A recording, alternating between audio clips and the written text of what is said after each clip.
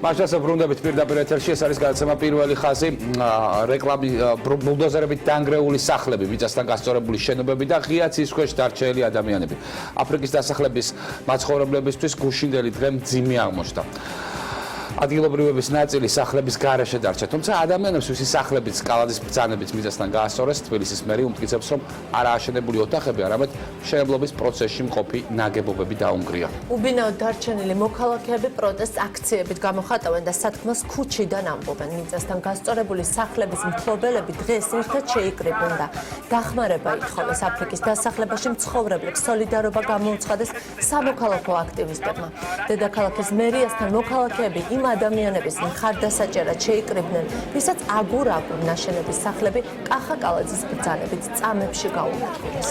ადამიანებს, რომლეთაც უკიდურეს გაჭირვებაში უწევთ ცხოვრება, მოგვიყვებიან მათი ყოველდღიურობის შესახებ. როგორ იჩენენ თავს მრავალშვილიანი ოჯახები, რომლებიც სახლების გარეშე დარჩნენ. პირველი ხაზის კორესპონდენტი დღეს მთელი დღის განმავლობაში მათთან ერთად იმყოფებოდა და მოგვიყვებათ უკიდურესად გაჭირვებული ადამიანების შესახებ. კი ამბობთ იმ მამაშვილის შესახებაც, რომელთა ფოტოსაც სოციალურ ქსელში დიდი გამოხმაურება მოჰყვა. იმ მამაშვილის, რომელთა ფოტოს გავრცელების შემდეგ კალაძემ მათთვის ბინის ჩუქება გადაწყვიტა. ეს კი მას შემდეგ, რაც სწორედ დედაქალაქის მერის გადაწყვეტილებით აფრიკის დასახლების მაცხოვრებლებს სახლები ბულდოზერებით დაუნგრიეს. ვნახოთ თეკლა ტაბატაძის რეპორტაჟი. მინდა რომ კაც სახში ვცხოვრობ და პირმა არ ჩამოვიდოდეს. ლუკა ახლა ოჯახის წევრებთან ერთად ყოფილი რკინა-ბეტონის ქარხნის ტერიტორიაზეა შესახლებული. ბეტონის კედლები მათი თავშესაფარი 2009 წელს გახდა. მაშინ როცა მშობლებმა ქირის გადახდა ვეღარ შეძლეს და ქუჩაში დარჩენილებს მიტოვებულ ქარხანაში მოუწიათ ღამის გათენება. შენობაში, რომელსაც ახლა მათი სახლი ქვია, კედლები ისევ გასალესია. აკლია ფანჯრები და ცივამინჩი მათ სახლშიც ისევე წვიმს, როგორც ღია ცის ქვეშ. თუ გაუმართლათ და ნაგავსაყრელზე ცოტაოდენი შეშა იპოვეს, ფეჩის ანთებას ახერხებენ და მხოლოდ ასეთებებიან. არ არის ესეც მთავრობის სახლი და ისევ. აი სკოლაში ელემენტარული აქედან ტალახიანი ბავშვი ჩავა შეიძლება დაცემის ობიექტიც გახდე, როცა აქ ასეთი დასრული მიხვალ ყოველდღიურად და იყო ესეთი შემთხვევებიც. ძალიან ძნელია მოკლედ აქ ცხოვრება. ტერიტორიის დაკანონებას დაპირდნენ, თუმცა პირობად დარჩა. სწორედ ამიტომ განსახლების მოლოდინში მცირე სოციალური დახმარებით საკუთარი ბინის აშენება გადაწყვიტეს. ისევ ნაგავსაყრელის ტერიტორიაზე. სახლი კი, რომელიც წლების განმავლობაში მათი ბოლო იმედი იყო, გუშინ მერიის ზედამხედველობის სამსახურმა ერთ წუთში მიწასთან გაასწორა. 6 თვის მანძილზე ბიჭებს მოქონდათ აგეთ ცემენტებით შიგნით არის ზოგი ორ პაჭკას ამჩუქნი და ზოგი იმას ამჩუქნი და რომ დამხმარებოდნენ სულ ერთნაირად დაშალეს სიკვდილი არის ჩემთვის სხვა არაფერი იგივე ჩემი შვილებისა იგივე მოხდა როგორც ჩათვალე რომ ვინმე რო ადამიანს ღმერთ მოგვაშოროს რო გეღუპება იგივე იყო ჩემთვის ეგ დარტყმა სხვა არაფერი კინაბეტონის ქარხნის ეზოში ვარ შესული როდის გამომაგდებენ ეგეც არ ვიცი ვაკეთებდი რომ მქონოდა სახლი გედმე მეყვანა ბავშვები ვარ სოციალურად დაუცველი 1000 ქულიანი მაქვს ახლა მათი ერთადერთი შემოსავლის სოციალური დახმარების მოხსნასაც ელოდებიან.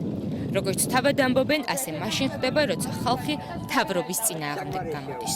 უეჭველი ვარ დაწუნებული თუ გინდა სოციალურზე შეამოწმული შეიძლება არ იქნება. რა თქმა უნდა, ხმას თუ არ მოგცემთ და აი ეს ყოველთვის ესე ხდება ზეწოლა, მოდიან თვითონ პირადად მივყავართ ხოლმე, რომ ხმა მივცეთ პირადად მათ რომ იცოდნენ რომ მათთვის მივეცეთ ხმა. წელს არ მივედით. არ მივედი. იმიტომ რომ არაფერი არ გამიკეთეს. ის გვითხრა სოზასოუბარმა რომ დაგვიკანონებდა, მაგრამ როგორც ხედავთ, ისიც დაგვინგრიეს და არც ამის იმედი მაქვს და აღარც იმის. საკვების გარეშე ყოფნა, სახლში წვიმა და სიცივე აფრიკის დასახლებაში მცხოვრები ბავშვებისთვის უცხო არ არის.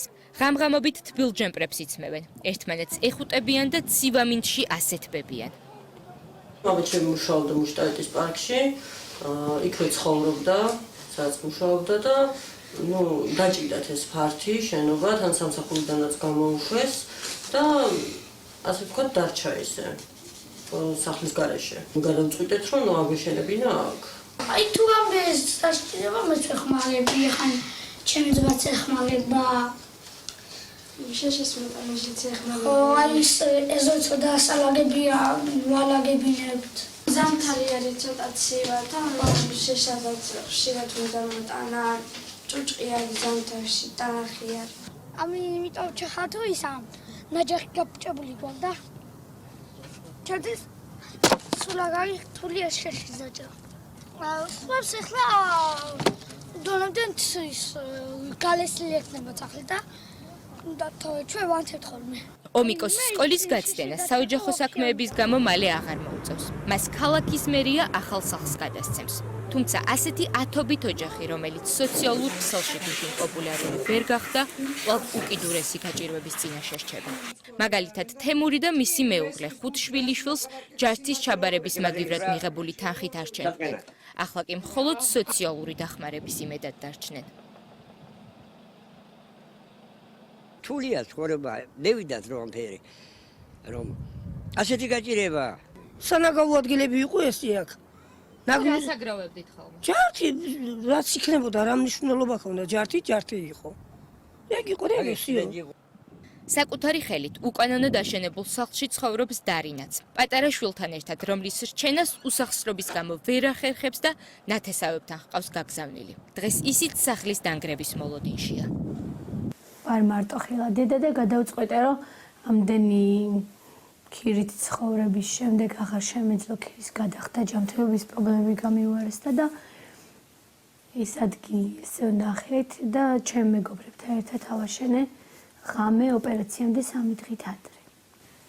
კერდის სიმსივნე მქონდა და გავიკეთე ოპერაცია. გუში როდესაც დავინახე როგორ ინგრეოდა ის სახლები, თუნდაც დაუსრულებელი. მეგონა რომ ჩემ შვილს ანგრევდნენ თავზე ამ ყველაფერს. ძალიან მეშინია. მაინც მეშინია. შეკოწიწებული სოციალური დახმარებით სახლის სალომეს დედამაც ააშენა, თუმცა დასრულება ვერ მოახერხა და ამჟამად ახლობლის ბინაში დროებით ცხოვრობს. დაუსრულებელი სახლის დანგრევას კი უკვე ყოველდღე ელოდება. ველოდები და მეშინია, ნამდვილად მეშინია, რომ ბავშვი დავჩები ღიაცრის ქვეშ. აქ ვარ ახლობლის ბინაში, რომ იქ ნამდვილად არ მაქვს პირობები საერთოდ. ჯერ აქაც რა არის? არაფერი. არც გაზი მაქვს, შუქი ცხვისგან გვაქვს. წყალით გამოყვანილი გვაქვს მეზობლიდან დროებით. სოციალურად დაუცველი ოჯახები ახლა მხოლოდ კალაძის გულკეთილობის იმედად არიან დარჩენილი. თუმცა ფიქრობენ, რომ მათ უკვე აღარავინ დაეხმარება. ყველაფერი გვიჭირს. ჩაცმაც, კვებაც, ყველაფერი.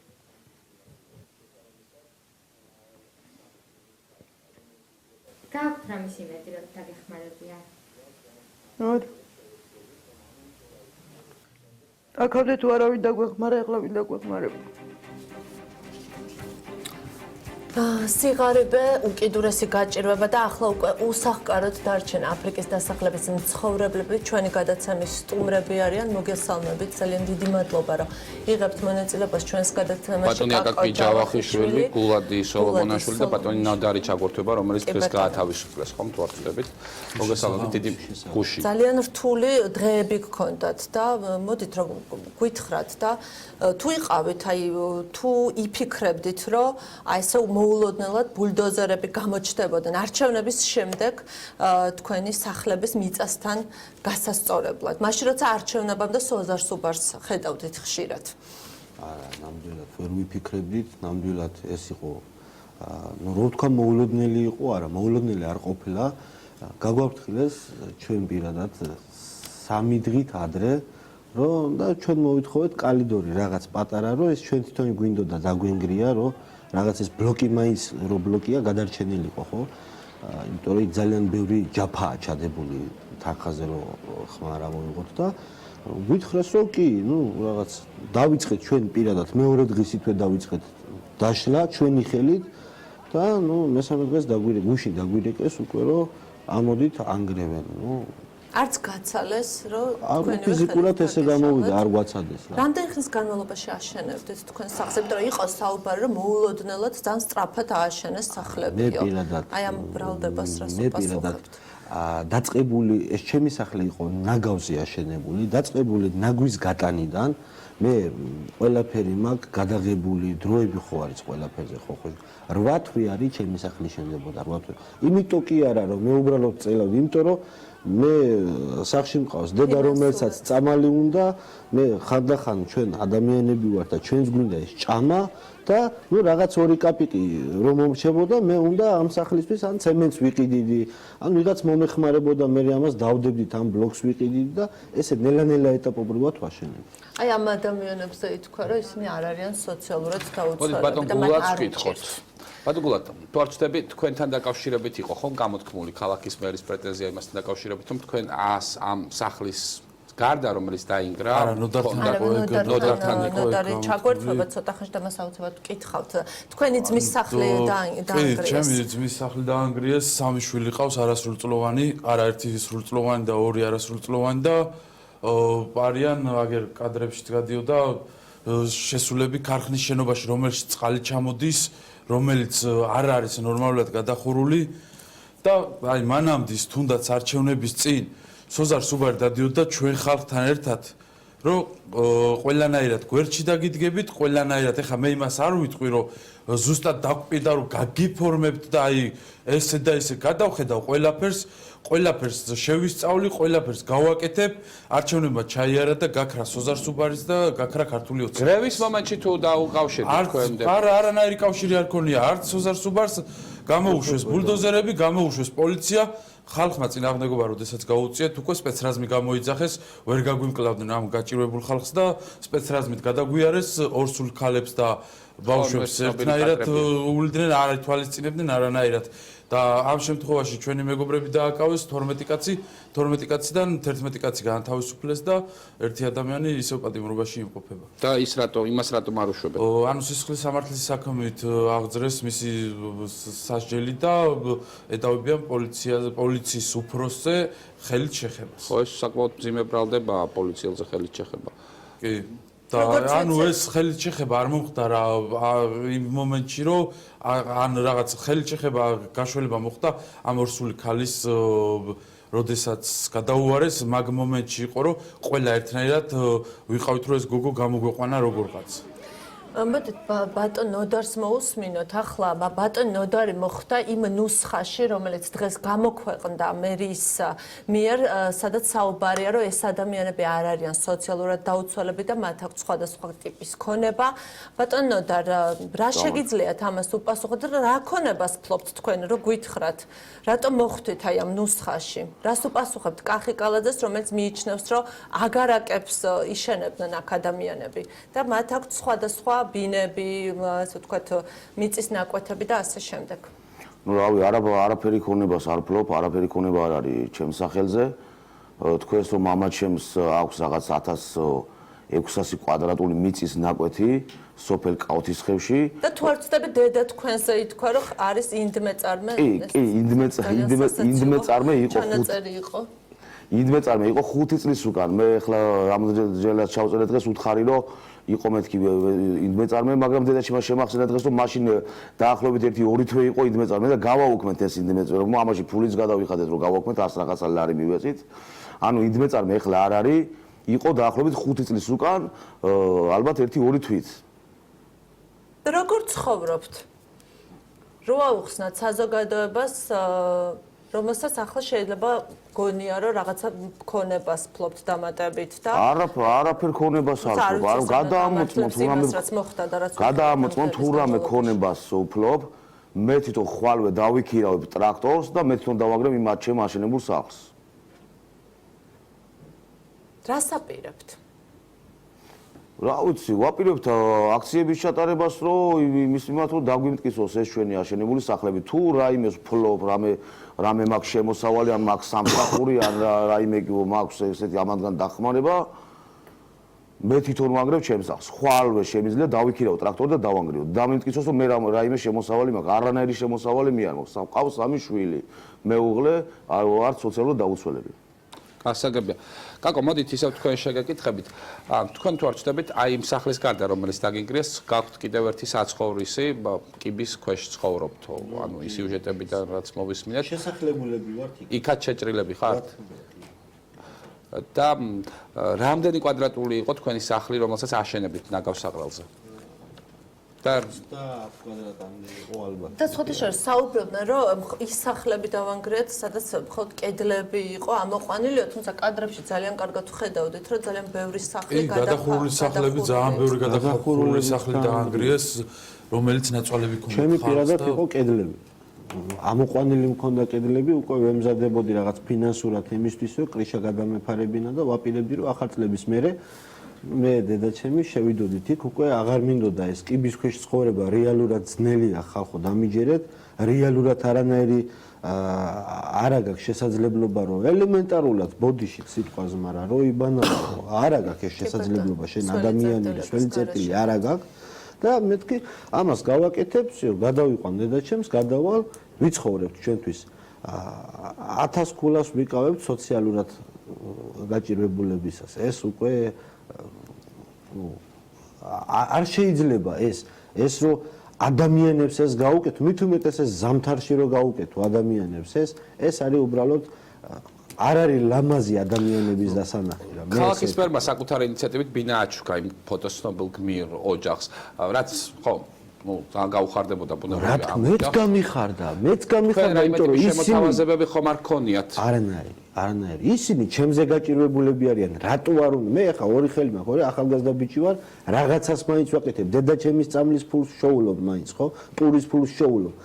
იმათ ეთყობათ, რომ ის გაჭირ, რატო არ უნდა ეჩუქებინა? მაგრამ ჩვენც ხო ადამიანები ვართ. ჩვენც ხო გვინდა რაღაცა, რასაც ქვია ჩვენი, ხო ესეა? ელემენტარული. რა იმედი გქონდათ, როდესაც აი ამ დაუკანონებელ მიწაზე იწყებდით? ბატონო თქვენ და აი არჩევნებამდე რა ხდებოდა? საინტერესო რომ გაიხსენოთ სოზარ სუბართან შეხვედრები. არჩევნებამდე წეგან საუბრობდი, ის ხდებოდა, რომ სოზარ სუბარი აი იმ წალახებში დადიოდა ხალხთან ერთად. თქვენ თუ შეპირდით, აი თქვენ თუ ეხმარებოდით მას? რა თქმა უნდა, მე დაწყებიდან ვარ ქართული ოცნების აქტივისტი და ნაციონალები და ესეთი ახლა პოლიტიკაში რო არ გადამეზარდოს, არ მაინტერესებს, მაგრამ ნაციონალებს ყოველთვის მირჩევნია ქართული ოცნება. იმისთვის მირჩევნია, რომ მქონდა იმედი ამათი უკეთესობისკენ, გუშინდლამდის, რაც გააკეთეს სპეცრაზმი გაჭირვებულ სოციალურად დაუცველ ხალხზე, სპეცრაზმი გამოიყენეს. გუშინდლამდე მქონდა ამათი იმედი. და აი დღეს იქით უკვე აღარ მგონია რომ ამათი იმედი რამეში მქონდეს რა. კაკო, თქვენც ქართული ოცნების ხარჯები 80% აი იქ ხალხი ვინც იყო, ამათი ამორჩეველი იყო. 80%. ჩემ ახლობლებს, ჩემ გარემოცვას ყველას მიდით, მივეხმაროთ, დავეხმაროთ. ვიყოთ ამ ხალხის გვერდში, ქართული ოცნების გვერდში. კერძოდ, დავუშვათ ბატონი სოზარ სუბარის ხელში. ჩვენ ახლა ამას იმიტომ ვკითხულობთ, რომ რეალურად აქ კონტექსტი არის ის, რომ აი წარმოიდგინე ხა არჩევნებამდე ამ ადამიანებს ხვდებიან, ამ ადამიანებისგან იღებენ დაპირებებს, რომ ექნებათ მათ მხარდაჭერა იმ საარჩევნო პროცესში. ანუ კონკრეტული დაპირება ობიექტურად რომ თქვა, მაინც არ ქონიათ ხო ბატონი სოზარისგან, რომ თქვენი კონკრეტული სახლი დააკანონდებოდა. ნუ ახლა ეს ობიექტურობაც მოითხოვს რომ თქვა. კონკრეტული დაპირება ახლა რა გაგიფორმებთ და რაღაც სასწაული მაგას არ ვიძახი მე, მაგრამ ხალხის გვერდზე ვიქნები, ხალხთან ერთად გავაკეთებ ყველაფერზე ვიზურნებ თქვენთან ერთად, თქვენს გვერდში მიგულეთ, თქვენ გვერდში ვარ, მაგრამ დანგრევის დღისით სპეცრაზმისა და პოლიციის მეტი ვერავინ ვერ დავინახე იქ. და ბოლო კითხვებით მინდა მოგმართოთ, ანუ როდესაც თქვენ კაკო მაგალითად აშენებდით, ხომ? ანუ რა არის იმედი გქონდათ?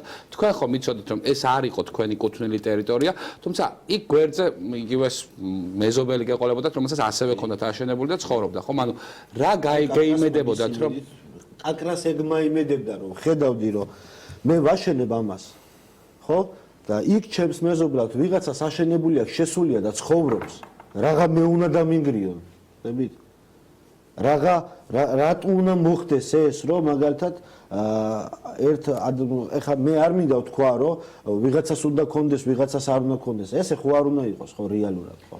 მოდით ბატონ ნოდერსაც ბოლო კითხვით და დავემშვიდობთ ჩვენ სტუმრებს. თქვენი სახლი დგას ხო ჯერჯერობით ტერიტორიაზე და რისი მოლოდინი გაქვთ? თუ გაქვთ აი ეს შიში, რომ აი ხვალდაზე თქვენთანაც გამოჩნდება. რა თქმა უნდა, ყველას გვაქვს მაგის შიში, რომ ხვალდაზე დაგვინგრებენ. ძალიან დიდი მადლობა, რომ იღებდით მონაწილეობას ჩვენს გადაცემაში და იმედია, რომ მსგავს, არ ვიცი, მართლა ძალიან რთული დღეები გქონდათ თქვენ და ის რაც ჩვენ ვნახეთ, რომ თუნდაც აი ეს კანონის აღსრულებაზე საუბრობს ახლა მერია, მაგრამ ეს იყო ცალსახად არაჰუმანური ფორმა და ძალიან ბრუტალური მეთოდებით განხორციელდა ზამთარში ეპიდემიის დროს, კრიზისის დროს უამრავი ადამიანი დარჩა და მათ შორის ბავშვები ქუჩაში. ყველაფრის მერე მე დიდი იმედი მაქვს სიმართლე რომ გითხრათ, რომ თუნდაც ბატონი კახი კალაძე, თუნდაც ბატონი სოზარსუბანი გამოიჩენენ ჩვენს მიმართ ცოტა მეგობრობას, ცოტა მოწყალებას და თუნდაც პატარა ფართებით არ გვინდა არა საჭირო ადამიანს ქონდეს ეს 200-300 კვადრატი მე პირადად მე 100 კვადრატიც მეყოფა რომ შევიდე და ნელა-ნელა ავაშენ იმ აგურებს გამოიყენებთ კიდე რომელიც არა ის აგური არის ეხა ისა ნაგავი ისა გადასახადები დიდი მადლობა მე მინდა რომ წარმატებები გისურვოთ მართლა ძალიან მძიმე იყო გუშინ თქვენი სახლების გრევის კადრების ყურება როგორ აფასებს საზოგადოება აფრიკის დასახლებაში განვითარებულ პროცესებს პირველი ხაზის ნომრები არიან მაკა ჩიჩუა ანა არგანაშვილი რომელიც ოდნავ მოგვიანებით შემოგვიერთდება მაკა მოგესალმებით ძალიან დიდი მადლობა რომ ხართ პირველი ხაზის ნომარი მაკა მე ძალიან აქტიურად ვეცნობოდი მთელი ამ დღეების განმავლობაში თქვენ პოსტებს და ძალიან აღშფოთებული იყავით იმით რაც ხდებოდა გუშინ დღევანდელ დღესთან დაკავშირებითაც მინდა გითხოთ ჩვენ ასევე ვიხილეთ ბატონი ქალაქის მერის კახი კალაძის ინიციატივა როდესაც ფოტოს ცნობილ გმირებს მან ბინა აჩუქა რაზე მიგანიშნებთ მისი ეს ჟესტი თქვენ შენი გესმის ის ხუსი გესმის მოგესალმებით ღამემშვიდობის ნუ გუშინდელი დღე დაიწყო იმით რომ მე ვთვლი რომ ეს იყო სადამსჯელო ოპერაცია საკუთარი ხალხის წინააღმდეგ ეცეთ რა არის ძალიან ბევრი ითქვა ხო უკვე ყველა აღშფოთდა ყველა თავისი აზრი გამოთქვა ძირითადად არის აღშფოთება და მიუღებლობა, სრული მიუღებლობა, იცი, არც ერთი მხრიდან არ შეიძლება, არანაირი მიზეზით არ შეიძლება გამართლდეს ის, რაც ჩვენ გუშინ ნახეთ, ხო? აი, ტრიალ მინდორზე სრულიად, აი, მოხრიოკებულ, ტალახიან მინდორზე რაღაც პატარა შენობები იდგა და აი ეს რაღაცა უზარმაზარი ბულდოზერი პირდაპირ რაღაც ძალის დემონსტრირება ხდებოდა ეს ერთი მოქნევით შლიდა ამ ხალხის ნაკოწიწებ რაღაც აგურ შეკრულ სახლებს რომელიც იყო გასათბობად და თავშესაფრად აწყობილი ხო იმას ხო ვერ დაართვე ვერაფერს და უცებ მესმის რომ ეს არის თურმე აგარაკები რომ ეს ხალხი ცდილობს რომ ქონება კიდევ დააგროვოს და აი ამ სახით კიდევ დაამატოს თავის უკვე არსებულ ქონებას ეს იცით რა არის ცინიზმია ეს არის შეუძლებელი აი ამისი მოსმენა გულგრილად გატარება იმიტომ რომ ყველას მოუკაკუნებენ მე დავწერე რატყობა თქვენ გამომეხმაურეთ ჩემი Facebook მემის სტატუსის Facebook-ის გვერდზე ჩემ კედელზე დავწერე რომ ეს არის ნაძირლობა სრული ნაძირლობაა როცა შენ შეგიძლია ორსული ქალი ჩაწიხლო ბავშვი გამოაგდო სახლიდან რომელსაც სახლიც კი არ ქვია და შემდეგ ეს გააფორმო როგორც აგარაკი რომელსაც აი ესე რაღაცა კედლებიც კი არ იყო ამოყვანილი და რაღაცას იქ ჩუმად აკეთებდნენ ტალახში ხრიოკ მინდორზე ნაგავსაყრელზე მაგა მინდორიც არ იყო ეს იყო ძველი ნაგავსაყრელი რომელიც გაასუფთავეს ყველასთვის და ვინ შეიძლება ამას ხელი მოაწეროს და თქვას რომ ეს ნორმალურია მე არ ვიცი ყველას ძალიან ღელა ვიცი ძალიან ძიმეა ამ კადრების თქვენ მე გიყურებდით ახლა კიდე სანამ ჩავერთვებოდი და აი ყოველ ჯერზე რომ ბულდოზერი რო იქნევს ამ თავის რკინის პირს და როგორ იშლება თითქოს აი ჩემი შვილები რო თამაშობენ კუბიკებით აი ესე იშლებოდა ის ნაკოწიწები რაღაც აგურ აშენებული სახლები შემდეგ უკვე მე მოვისმინე თვითონ ამ ადამიანების კომენტარი ერთ-ერთი ყვება რომ ვერც მოვასწარი გამომეტანა ჩემი ნივთებიო. თქვენ წარმოგიდგენიათ რა მოულოდნელად შეიძლება რომ აი ესე დაგაცხნენ თავზე და 2 წამში გაანადგურონ ის რაც შენთვის არის აი უკანასკნელი თავშესაფარი ხო ამ პანდემიაში ამ უბედურ პირობებში ამ საშინელ დუხჭირ ეკონომიკურ სიდუხჭირეში და კიდევ ის რომ აი რაღაცა ცოტას რაღაცას აგროვებ რომ არ გაგეყინოს შვილი შეიძლება ამაზე გქონდეს რეაქცია რომ იცი რა ეს უკანონოდ იყო აშენებული კარგი ნელ-ნელა გამოიკვლიე ვის რა ქონება აქვს ვინსად რა აგარაკის აშენება აი იქ იმ ადგილზე მოდი რა მართლა ვილაპარაკოთ გულწრფელად და გულღიად რომ ვინ აშენებს აგარაკს ტალახში ამიხსნას ვინმე რომელიმე ვინც გასცა ეს ბრძანება ვინც მერე ამას ხელი მოაწერა და შეასრულა არავინ არ იცის რა მოხდება მის ცხოვრებაში შემდეგ მომდევნო დღეებში და შემდეგ წლებში ეს არასოდეს არ არის არავინ არ იცის განსაზღვრული არავის არ არის აი ზუსტად ისტორიას გადახედონ და აი ასეთი ნაბიჯების გადამდგმელი ადამიანები რომელიც თავის ხალხს თავის საზოგადოებას და თანაც აი ესეთ მიუსაფარ ადამიანებს რომელსაც ხმარ მიუწვდება არსად ხო აი ასეთი გამეტებით რომ ჩაწიხლავენ და გადაუვლიან მე ძალიან დიდი ეჭვი მაქვს რომ ძალიან დიდი განსაცდელის დგანან წინაშე დგანან თვითონაც ესეთი აღელვებული მე აი რა ვიცი რა გითხრათ არ ყოფილვარ იმიტომ რომ არანაირი გამართლება არ აქვს იმ საქციელს იმ ნაბიჯებს რაც გადადგა ხელისუფლებამ რომელიც დაიქირავა ხალხმა ჩვენ და ხელისუფლება რომელიც იმ ბიუჯეტიდან იღებს სახსრებს რომელსაც ჩვენ გვაჭრიან ჩვენი ხელფასებიდან ხო მართალია ამიტომ არც ერთ შემთხვევაში არანაირი გამართლება არ აქვს იმას თუნდაც ის რომ მეორე დღეს ქალაქის მერმა აიღო და ბინა გადასცა აი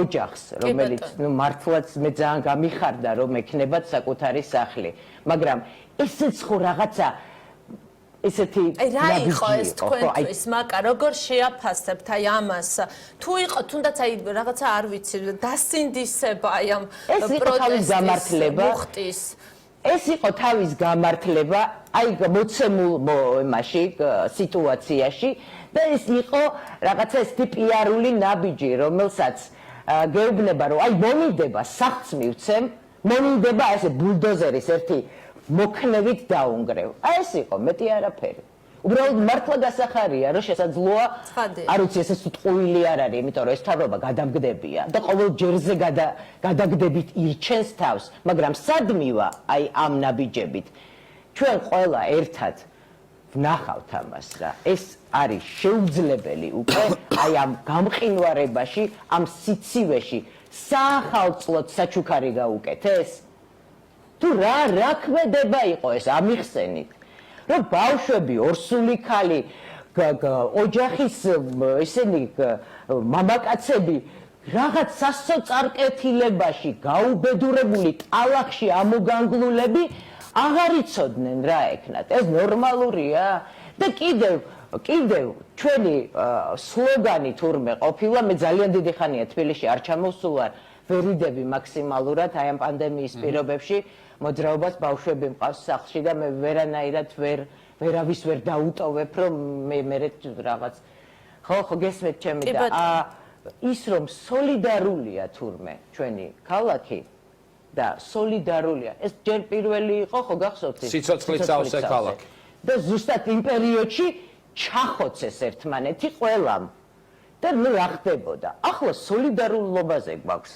განაცხადი მე მგონი რაღაცა გადაობა თუ აი ესეთი დაცინო აი ესეთი ცინიზმი მე არ მახსოვს მართლა არ მახსენდება იმიტომ რომ წინა ხელისუფლების დროს არ გამიცდენია მიტინგი, რომ არ გამეპროტესტებინა მათი ქმედება, რასაც აკეთებდნენ და რაც ჩემთვის მიუღებელი იყო და რაც საზოგადოებისთვის მიუღებელი იყო. მართლა გეუბნებით უკვე აღარ ეს არის ყველა წითელი ხაზის გადაკვეთა. ეს არის საზოგადოების წინაშე აი აბსოლუტური გულგრილობა. კი ბატონო, ძალიან დიდი მადლობა. ძალიან ძიმეა ამ ყოფაში გავიხედოთ წინ და კიდევ რამეზე კეთილდღეობაზე ვიფიქროთ და აი გადანათებულ ქალაქში, რომელიც უკვე აღარ ეტევა ის განათება და აი ამ ხელა ფული იხარჯება. მე შარშანაც ვამბობდი იმ ნაძვისხეზე, რომ ეს რაღაცა უბედურება რომ მოაწყეს, ხო? კატასტროფა. და აი ხა კიდევ ჩაუმატეს, გააჩახჩახეს, რისთვის აკეთებენ? რისთვის აკეთებენ? აგვიხსნა, გამოვიდნენ და მოგვიყვნენ ყველაფერი თან მიმდევრობით. რა ხდება ჩვენს თავს? ჩვენ ყველამ უნდა ვიცოდეთ, ვინც ცხოვრობთ ამ ქვეყანაში და ვინც აირჩია ეს მთავრობა, ეს ხალხი და ვისაც ვაკისრებთ ჩვენ ჯანმრთელობას, ჩვენ სიცოცხლეზე პასუხისმგებლობას და ჩვენ სოლიდარულობას ერთმანეთის მიმართ რაში გამოიხატება ესეც გითხრან რა. კი ბატონო. დიდი მადლობა გვინდა გადაგიხადოთ მაგა, ასეთი გახდათ მაგა ჩიჩუას პოზიცია. უკაცრავად შეიძლება ძალიან აღელვებული. არა, რა ვცადებ, ძალიან საინტერესო გისმენთ. ძალიან საინტერესო ყოველთვის თქვენი მოსმენა, მაგა ძალიან დიდი მადლობა. ძალიან დიდი მადლობა თქვენ რომ მომეცით საშუალება რომ გამომეთქვა ჩემი აზრი. მადლობა. მოგესალმებით ანა, დიდი მადლობა სტუდიაში მობრძანებისთვის, რომ იღებთ მონაწილეობას ჩვენს გადაცემაში. თელს ამ პროცესში ბავშვები არიან და ალბათ ძალიან მძიმეა თქვენი რეაქციაც აი ამ ყველაფრის შემხედვა. ის ბავშვები, რომელიც უყურებდნენ ამას თუ როგორ ინგრეოდა მათი სახლკარი. აი ამ ტელეკადრებმა, რომელიც გუშინ ვიხილეთ, ხო, ეკრანებზე, მართლა ძალიან ბევრი ბავშვის უფლება, შელახული უფლება დამანახა და თქვენ იყავით მის დასახლებაში მისული და რა მდგომარეობა აქვს აი აფრიკის დასახლებაში მცხოვრებ ბავშვებს. მადლობა რომ ბავშვებზე გაამახვილეთ ყურადღება.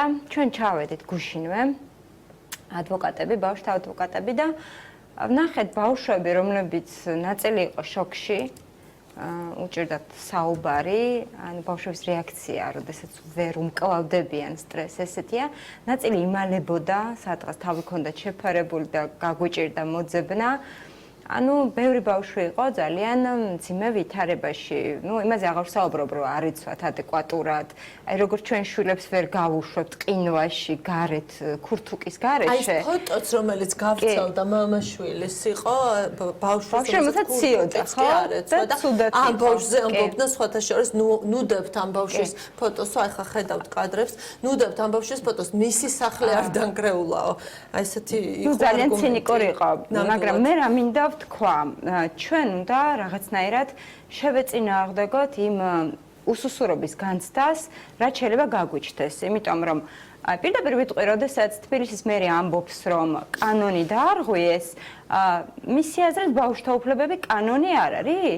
ან ბავშვის სიცოცხლე კანონით არ არის დაცული თუ ჯანმრთელობა კანონით არ არის? სამწუხაროდ ალბათ ძალიან ცუდი იურისტები ყავს და არ ჩააყენეს საქმის კურსში, რომ ისე კი არა, უფრო მეტად იცავს კანონი ბავშვებს და თუ ეს პროცესები ნახეთ თქვენი პოსტი რომ ქვეყანა თუ ბავშვი და ანუ ყველა ბავშვი არის უპირატესია. თუ ეს პროცესები მივიდა, რომ გასამართლდეს ამ გადაწყვეტილების მიმღები, დამერწმუნეთ, რომ არ იქნება ეს ძალიან ისეთი ცალმხრივი დავა.